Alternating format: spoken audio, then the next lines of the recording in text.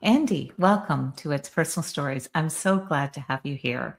At It's Personal Stories, we focus on the human side of leadership, the experiences, inflection points, and personal disciplines that shape how leaders show up over time, especially as roles grow in scale and complexity. As Chief Commercial Officer for the US and Canada at Marriott, you lead one of the largest and most complex commercial organizations in North America, spanning multiple brands, diverse audiences, owner groups, and a broad cross-functional team. While your current scope is focused on the US and Canada, you've also had a number of global roles, giving you deep experience in leading remotely and across markets. What we're most interested in today isn't just the scope of the role, it's how you lead through that complexity, how you think about priorities, how you stay inspired, how you support leaders at scale, and how you continue to evolve personally while carrying significant responsibility. We'll talk about your career journey and the moments that shaped you, your approach to leading large teams, how you manage change, including digital transformation and AI, and how you think about resilience and well-being along the way. So, with that as our backdrop, Andy, let's start at the beginning. Let's do So, it. all right. Well, welcome. So, Thank looking you. Such a back, pleasure to be here, truly. yeah, it's an honor to have you, Andy, and I'm hoping we can start with really what drew you into commercial leadership. Yeah. Well, first of all, like I said, it's a real honor to be here, and to be with you, Dorothy, today. And my path into commercial leadership isn't, I think, a typical one. I think many in the space came up through sales, especially in the hospitality space. They came up through sales, maybe revenue management. I actually came up through the digital organization. So my career has had a number of zigs and zags to it, but always rooted in this notion of using marketing or sales activity to drive the business forward. In the digital world, I started in the performance marketing space. So back when paid search was paid search, and that was the primary focus. I drove that for my organization, so for Marriott worldwide, and built that into a broader performance marketing practice. And from there, I took on product responsibilities and ran Marriott.com and helped launch our first digital app, a mobile app, I should say, and then from there expanded into a much broader remit inside the marketing organization. And I know we'll talk about some other paths I did outside of travel, but when I came back to travel about a year ago, what was so attractive about this role is it brings together all aspects of what drives, let's call it, top line performance or commercial performance. And I think we all know today, and certainly I've learned this from my performance marketing days, that everything's connected. While organizations may be defined vertically, the work gets done horizontally. And what happens in marketing impacts sales, and clearly it is impacted by pricing and demand sensitivities and the like. So the model we have today is much more integrated. And that has allowed a marketer like me to transcend beyond marketing into a much more commercial role. Why? Because the tenets, if I go back to my paid search roots, the tenets of paid search is ultimately the same as revenue management. It's about yielding the greatest profit for the right cost at the optimal, let's just say, occupancy. And when you do that, you look at the cost, you look at the demand sensitivities, you look at how much you're gonna profit on the other side of it.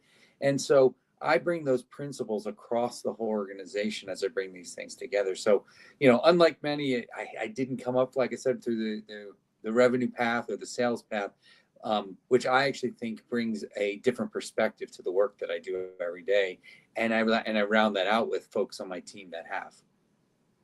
Well, I think that's a really interesting framing, Andy. And I do think because digital now is the hub of the source of truth for everyone. So I do think that kind of background and understanding how it permeates every aspect of the business today puts you in a really powerful seat to be able to support all the teams that I know you lead. I'm wondering if we can talk a little bit about, because you've had a remarkable career journey, obviously, across some very interesting businesses, but I'm wondering if there's one or two inflection points that really fundamentally changed how you lead or how you see the business today. Yeah, a few come to mind. I'm a firm believer. this phrase gets articulated a lot of different ways, but I'm a firm believer in the notion that what got you here won't get you there, and that you have to consistently redefine yourself by finding inspiration from other places. Especially for a leader in your space, you're not going to be inspired by looking around. You should be inspired by elsewhere. But I also learned, one of my favorite marketing books over the years is one. It's called Habit, and it's essentially it's habit. 95% of marketing fails because you're trying to change behavior. First, plug in to behaviors that already exist and ride that wave and get a disproportionate share of that inertia. And so I remember the early days of, even in product, trying to create search capabilities, and standing up and just saying, well, why are we trying to reinvent the wheel? There's already a model and a standard out there that people use in search engines. Let's replicate that. And I think that's a really good sort of analogy of the philosophy that I take online, which is how do we leverage properly what's out there, and then create a space that enables us to get a disproportionate share, not by changing behavior, but by riding the inertia and inserting ourselves with differentiation in that. It's subtle, but very different than many start with, I want to change consumer behavior. And that's a very, very hard thing to do, versus determining where you can prosper from the behaviors that already exist and grab your share of that, or ideally your larger share than that. And so that's one. And the other is, sort of an inflection point. You get to a certain point in your career where you start to be evaluated not for necessarily what you know, but ultimately how you can motivate teams and connect dots across an organization. And that was another, I think, important inflection point for me in my career. When you get to a certain point, you're not being evaluated for the skills and the knowledge that you have, but rather for your ability to steer larger teams and connect dots and be a visionary that motivates the masses towards your end goals. And I think that's a really important inflection point, because some people can't make that pivot.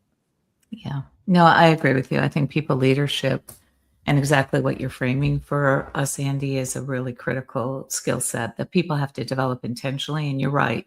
For some people, individual contribution is really where they should stay, because they don't have that ability to really connect and bridge teams in the way you're speaking. Of really leaning into the customer and focusing on their behavior and winning share, because I do think a lot of people lose track of the fact that we have to focus on the customer first in our journey, and we can't really change their behavior too much. We influence them, but probably don't change. Especially in our space, in the travel space, it's really, oh yeah, often we'll talk about, let's inspire demand. It's really hard to inspire demand. I agree with you. We are not I'm doom scrolling on Instagram at night, and all of a sudden I see, a t-shirt, a jersey, something, and it's just a purchase that I just happened to make. Travel is a very, very considered purchase. Oh, for sure. It's hard to truly inspire versus steer. Yeah. And we don't have the frequency with the customer. I think that's the other aspect, is people don't recognize how infrequently. On the business side. Yes, on the leisure side. Absolutely. Absolutely.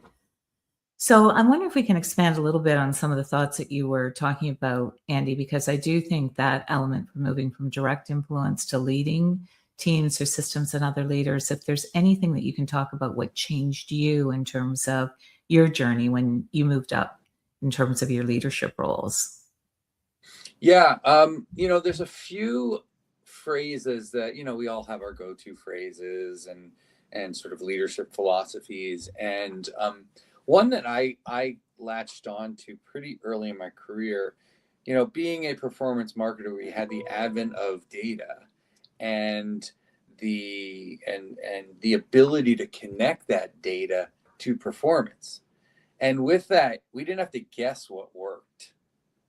And I always saw that as an advantage. Often some would turn that into, yeah, you only think about the bottom of funnel and the like. And I'm like, no, actually, I'm confident that what I'm doing represents a significant return on investment for the company. And I'm not trying to be, argumentative and saying what you're doing isn't valuable, but just because you can't prove that it is valuable or is driving this volume, it doesn't mean that you get off the hook to have to justify the investment. And I remember countless conversations. People didn't like it because I turned like what was the ability to measure into an advantage to say, I am confident that this is a good return on your investment. And absence of having that doesn't mean you should spend the money. It actually means you have to go prove that it's an effective use of the money. Mm-hmm. And so that changed, that certainly changed things. The other thing that when I think about it is I am kind of obsessed with the work we do every day as an organization has to ladder back to how the company values success. Yeah. And some of those are, and we like to call that aligned KPIs and the like. But when you are motivating large organizations, a few principles have to be clear. One, let's be super clear on how we measure success. And two, I learned this from one of my leaders. She ingrained this, and I do this every single year now. You should be able to articulate your business plan on one page. Mm-hmm. And in the old days, you'd tack that up on your board, and you'd always look at it. Now it's an electronic document, but plan on the page, which it's very simple. It's 3 or 4 major objectives, an important point around developing your team tied back to your KPIs overall. And then the third principle is, in large teams, it is absolutely critical that every team member be able to see that the work they do ladders up to one of those important priorities on your plan on a page. Because people, it's human nature. You want to know that the work you're doing is valuable. You want to feel like you're making a difference, and you want to make sure that the work you're doing is on the radar of your most senior leaders as well, because that's how you feel truly aligned as an organization. So that's kind of how I think about it every year. And when I look at my plans and everything, I should take those philosophies and apply them. Well, I think there's really strong wisdom in there. I love the one-page business plan framing, Andy, because with the attention spans folks have today.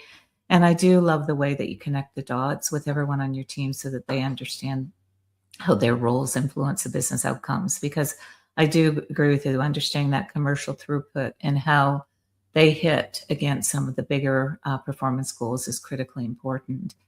I'm wondering if we can move on to, because you have a lot of priorities, given the complexity of your role. You've got a lot of stakeholders, you have ownership groups, you have brands that you have to be accountable to, you've got operators that have very clear points of view. You have lots of partners that you have to negotiate and navigate with. So I'd love to know how you prioritize your time in terms of how you invest it. Wow, when you say it that way, I'm like, wow, how do we get anything done? It's a fantastic business we have, but you're absolutely right. We have, however you want to frame it, a lot of mouths to feed, a lot of partners to ensure that they're properly taken care of. I don't look at that as a burden. I actually look at that as really a privilege of the organization that we serve, that we've gotten to a point that so many different constituents, if I can use that term, are dependent and coexist with us for our mutual success.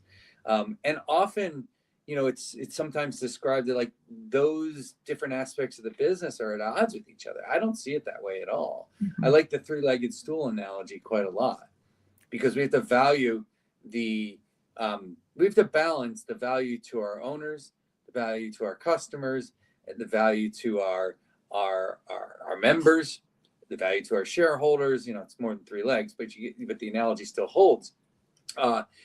And a successful business is valuing those. Why?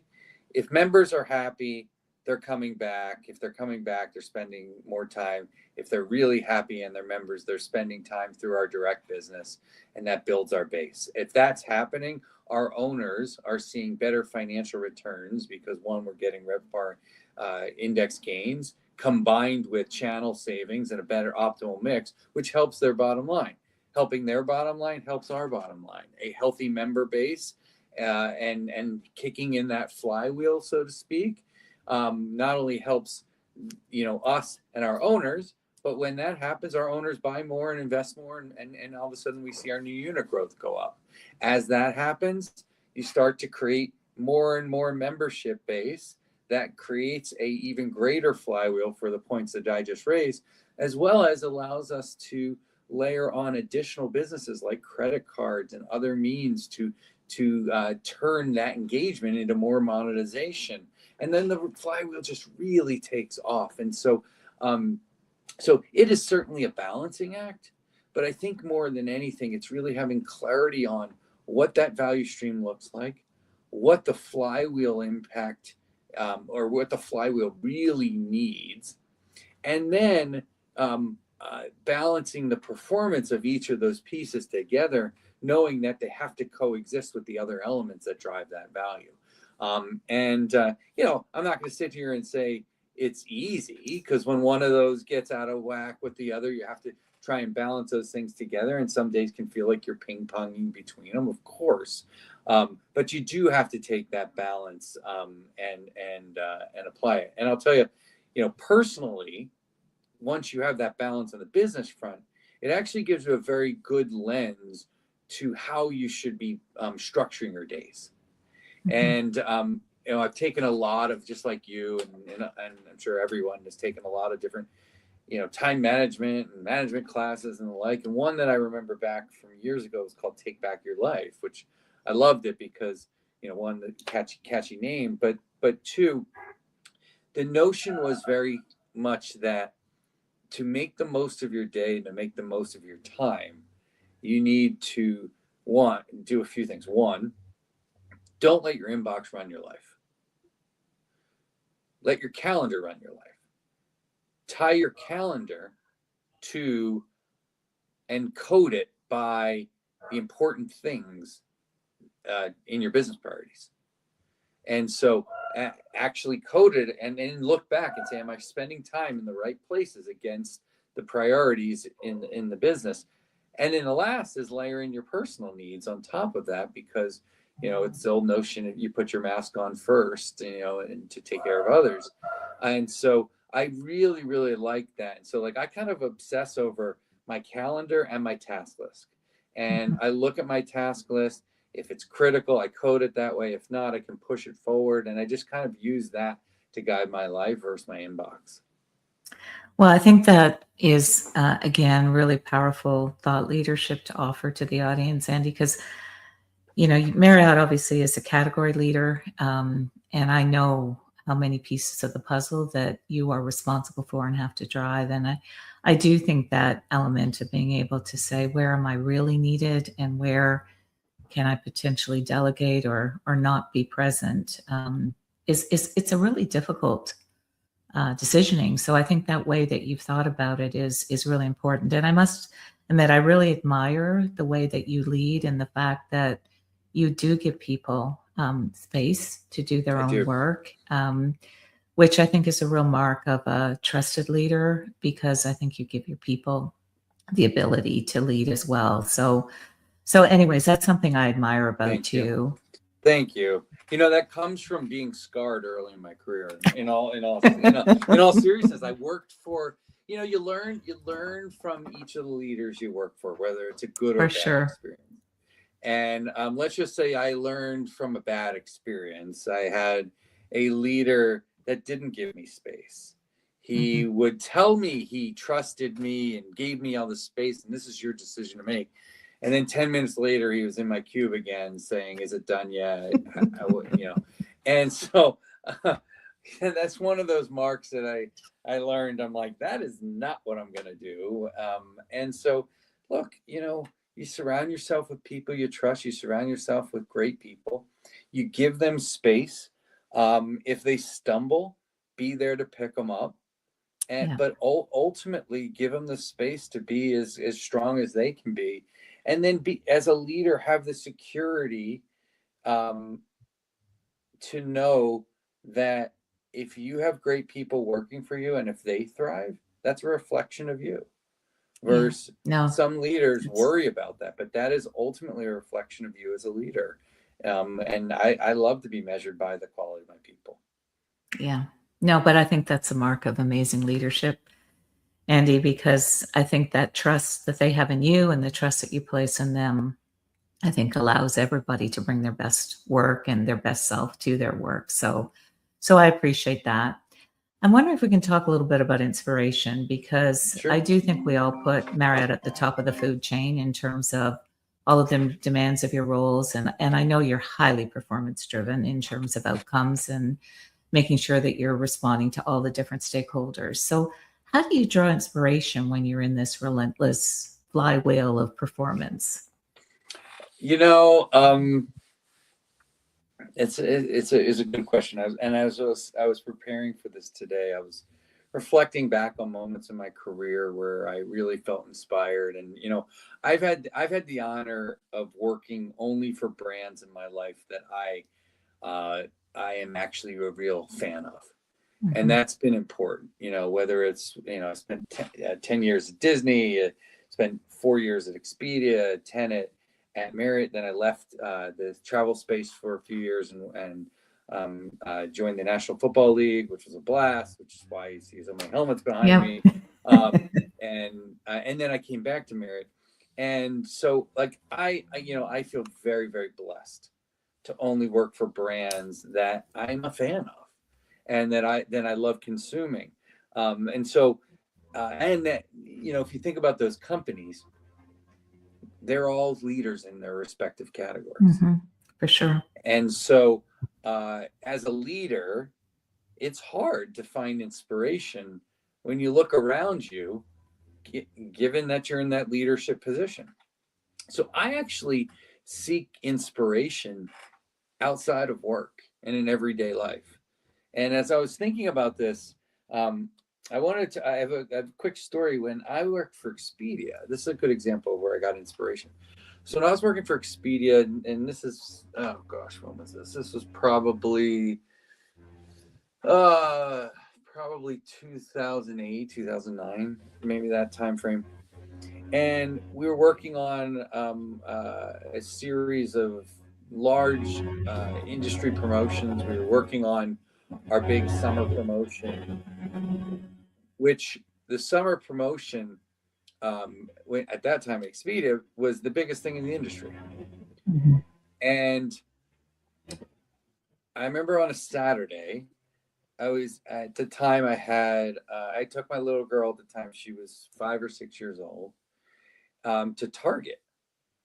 And we were in the store, and she's looking at,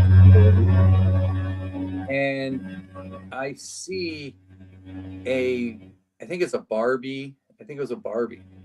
And on the box, it said exclusively for Target. And so here they had unique toys being developed for Target only. And I stepped back from that and I was like, huh.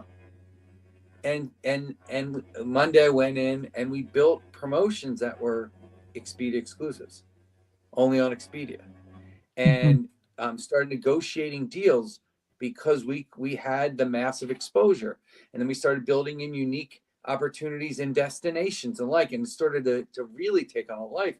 And then the Expedia extras came out and all these unique products, but it literally started with Barbie and the toy aller.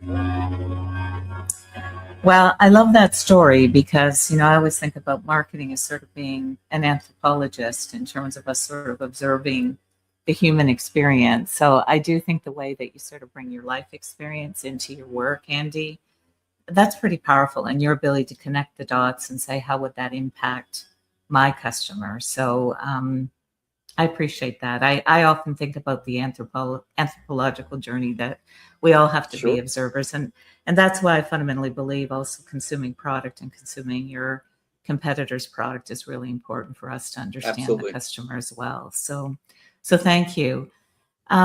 I'm wondering if we can talk about personal well-being and how you balance all of that because you're a parent, you have a very demanding role, you have a lot of travel. I would love to understand how you balance all of that and if you have any non-negotiables in terms of how you approach your life and your work. Yeah. I'll admit, like I think it's getting harder and harder. Sure. The stresses of life, the pace of life, just the chaotic nature of the world today, certainly weighs on me mentally. Um, the job is demanding for sure.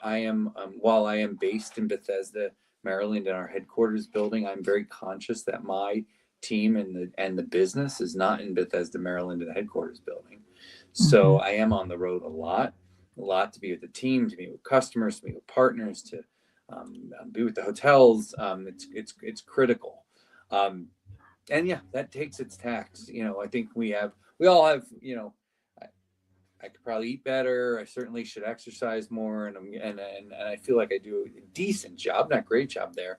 But I'll tell you your question about the non-negotiables. The biggest non-negotiable is family to me, Mhm. and I always say I'm a father first. One of my colleagues at Disney said to me, um, don't work too hard because no one ever put on their tombstone, I wish I worked more. Mhm. And so I've always taken that to heart. And I'll miss little things with my kids.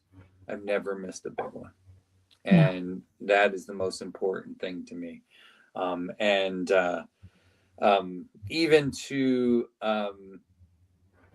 you know, if you can't be there in person at times, I was, with a few years ago, college essays, I was on the road and was helping my daughter, and I'm FaceTiming from the hotel as we're collaboratively going through her college essay on Google Docs. But you have to be there because that's really what's important. Well, I think that also makes you an amazing leader, Andy, because I'm sure you bring that humanity to your leadership and you give I your team try. leaders that permission to put some of their personal priorities at the top of the list. So, but thank you for sharing that. And I love the story of you talking about working with your daughter virtually that way, because I do think that also is a lesson for her in terms of how she might approach her life as she evolves into her career. For sure. So For thank you sure. for sharing that. I'm wondering, I know you really began your journey in digital, and we're all in this transformation stage right now in terms of what is happening in the digital space and with artificial intelligence. So I'd love to know how you stay current. You're already a digital first mind, but the speed of this change, I think, for many of us it's hard. So what wisdom would you share with the audience? Yeah, I mean that's exactly where I would start. It's hard.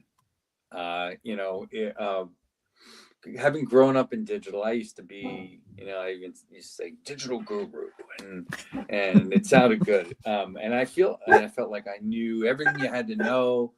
Um, and the pace of innovation, certainly, I think, we all know how much that's increased, the pace of change and um, the scale of that is at levels that we've never seen before, which goes to Moore's law and all those things. Um, uh, but the the reinvention and the scale that the AI is learning today, and the exponential leaps it's able to take in weeks, months, certainly not years, is unreal. And each new version that's coming out is a leapfrog from where it's been. But it is very, very hard. And so here's what I'll tell you. I experiment. I mean, the first thing I would say is if two things in whether it's AI or anything in business and digital and the like, I think you have to embrace two basic tenets. The first is be a user yourself. Be willing to test and learn, fail, stumble, you know, Don't have an ego about it. Just try. And then the second is you have to make sure your workforce looks like the customer base that you want to serve. Mm-hmm. And that's demographic, economic, cultural, however you want to slice it. That was something that when I was at the NFL, we really embraced.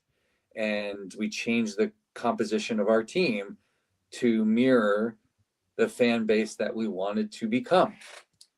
And so why I raise that, answering your AI question, is I think your workforce has to not just be willing to test and learn, but they have to be users themselves. And so like we have now given all of our leaders Copilot. We use it on a daily basis, and it's sanctioned and and it's not just a proxy for a search engine. It's literally doing work for us.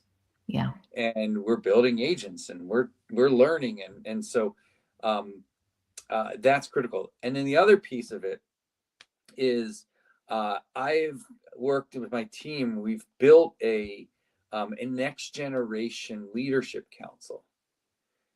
And these are not just digital natives, these are AI natives. And they're using AI at levels that I'm not today. And I am humble enough to tap into them to see how they're doing it so that I can change my patterns as well. And at the same time, that actually, as a leader, it gives me a pipe into a more junior set of really high potential leaders that are going to shape where the company goes. So it works both ways. You know, I get to learn from them on the AI front. I get to test and learn, but I also get to learn from them on where the organization should go. And that's proven really, really beneficial for us. Well, I think, the few things that you have offered, I really love the analogy of mirroring your fan base. And because I do think as a senior leader, that's really important because we can get stuck in terms of our own perspective. But I also love the advice of people embracing and becoming that user and engaging in the journey, because I do think it's part of it. It's that testing and learning and seeing how other applications may work and connecting the dots in terms of the way you see it, I think is really helpful, because you can look at it as a business traveler. You can think of it as a parent. You can think of it as, just a general leisure traveler. So I think that's really, really important. And I do think it's part of the learning journey that we all have to embrace today.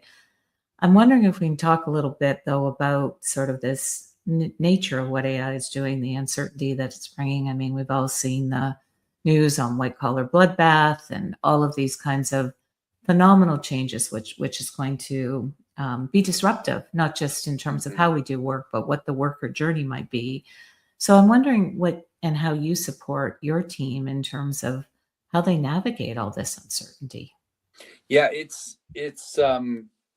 look, it certainly feels unprecedented, as you noted, especially the white collar bloodbath, so to speak. There's a number of places. One, we do exist in a business that is powered by people, and hospitality and the humanity of that shouldn't change. And one of the reasons I came back to the company is because I missed a people powered company. And I love the hospitality business. No machine is going to take that from us. But what a machine can and will do is speed up repeatable tasks and do other things. And why? To free up people to spend more time on hospitality. And I think we're lucky in that regard to be in this industry and that. But does that mean changing what people do? Absolutely. And I'm very pleased with how our company is leaning into that experimentation. And we're openly experimenting. We're in the midst right now of adding a few team members on my team so that I'm calling it commercial services optimization, because I'm not going to call it AI, because that's not what it is. Mm-hmm. Because Mm-hmm. AI is the tool to optimize the organization. And commercial services optimization is essentially a set of team members that ride the hip of my leaders Mm-hmm. and say, where can we optimize the organization to be more efficient? Mm-hmm. If you can make the organization more efficient as a top line organization, you can generate more revenue for the same labor that you have today. It is not about cutting. It's about efficient growth and creating better margins for the hotels and for our company by lifting the top line at the same cost line. And so, now, does that mean we're going to rethink work in spots? Of course it does. Does that mean some roles could change? Of course it does. But all under the guise of optimizing. And as I've said very openly to the team, if that change happens, welcome it. It's opportunity for growth for you. Now, some people embrace that. Some people will be a little freaked out by it.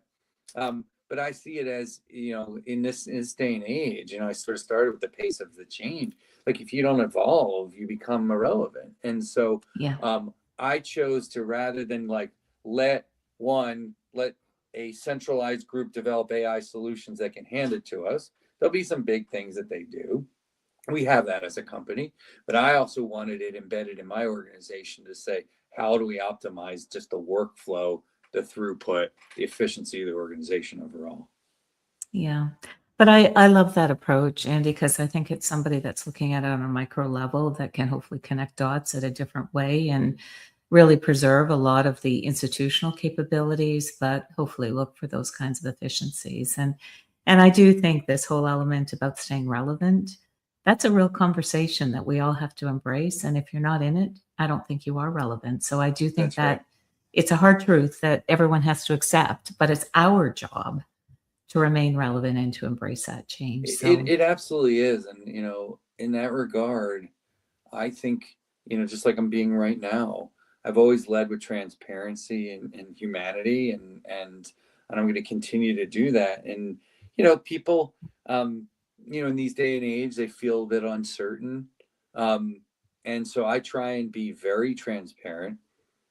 And then where I think I started with the plan on a page, go back to your KPIs. We're doing these things because of these KPIs, but also create safe spaces for people and team members to express and be anxious and express that openly, and to find ways that they can be part of the solution by being open and expressing their concerns. And so we do our best to create safe spaces for the organization. We have a big organization. I think we do it pretty well. And I end almost every town hall I ever run with, with a Q&A session. People aren't always comfortable voicing their voice, asking a question in a large forum. So I also say, or slip a note under my door, or text me, or send me something. And rarely do people do that, but the invitation is always there. Yeah. But I think that speaks to your humanity as a leader, Andy, and sort of understanding that everyone isn't going to be courageous in a larger environment, but to create that opportunity for them and the space to ask questions, I think is a real hallmark of your leadership. We've created, thank you. We've created something I'm proud of is this year, my team is dispersed around the country in Canada. My leaders and I, and Marriott's a very collaborative organization. It's one of the things I love about it. And we love the coffee chats and the one-on-ones and things like that. But with a virtual team, a distributed team, that's hard to do. So we've created this year, I'm pretty proud of it. We created what we call the Unfiltered series. And it's a play off of coffee, right? So it's like a virtual coffee talk, but it's unfiltered because it's literally an Ask Me Anything session. And I do them once a month. Wow. My leaders do them once a month. And, it's 10 to 12, maybe 15 max people virtually, but it creates a very safe space. And we've organized them also to be like levels of the organization. So because the thinking and the questions tend to be common at the similar levels. And we didn't want someone in their room with their boss or something like that. So it creates very safe spaces. And I think it's been a really, really good thing culturally for us. Yeah. Well, I appreciate you sharing that, because I think that's certainly something others can think about in terms of how they might employ it in their own space. So thank you, Andy. And I know we're coming up to the end. So I just really want to express my appreciation for you giving so much of yourself today and being so generous of your time.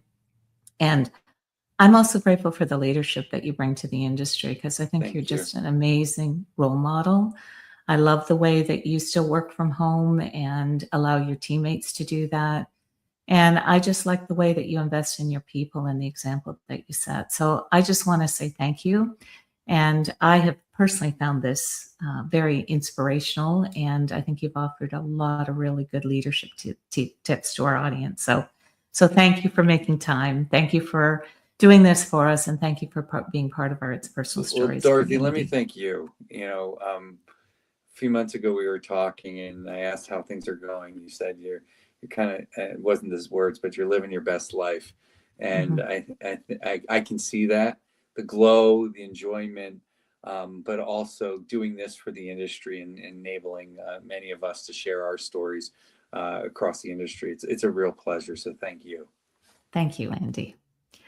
And if I may thank our audience for spending time with us today. And if you found this interview as inspirational as I did with Andy, I hope you'll join us where you'll hear other conversations with other remarkable leaders, people who are charting bold paths, building meaningful careers, and reminding us all that leadership at its core is deeply personal. So we hope you'll join us again soon. Thank you.